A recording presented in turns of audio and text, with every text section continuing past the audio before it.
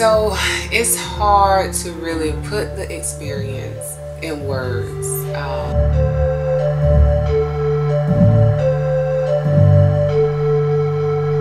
So it was a very different experience. It's been quite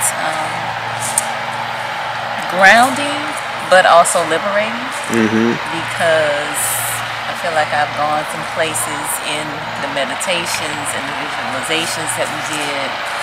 There's been a tingling sensation. I think that it will carry forward. I don't think I'll forget that sensation anytime soon. Yeah. So I do expect to probably receive some additional revelation as the days and the weeks come, go by.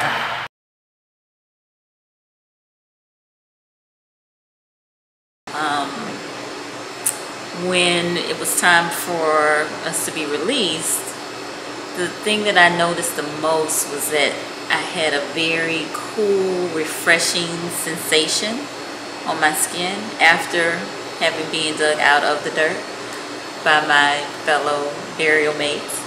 And it was almost as if peppermint or eucalyptus just kind of was all over my body.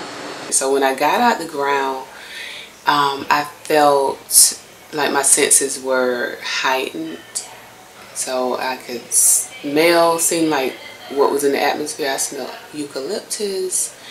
And actually that feeling was something that I probably felt kind of off and on for like the next week. I would have that cool sensation. So that was like I said, immediately after I got out of the ground, I felt that. It wasn't bone chilling, but it was like a refreshing feeling. So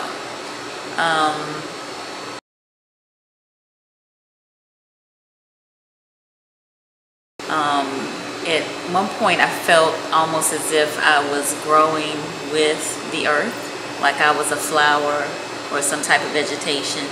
Also felt my core shaking.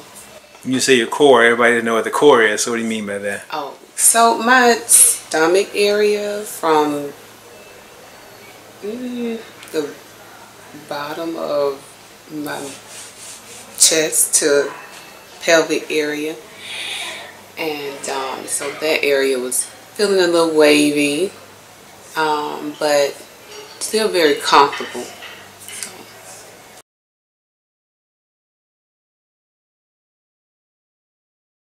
So after the burial, about a week after the burial, I actually came in and saw Doc because I was having a very emotional time. That whole week and probably a week or two after that, probably up to about 3 weeks, I was very sensitive to negativity.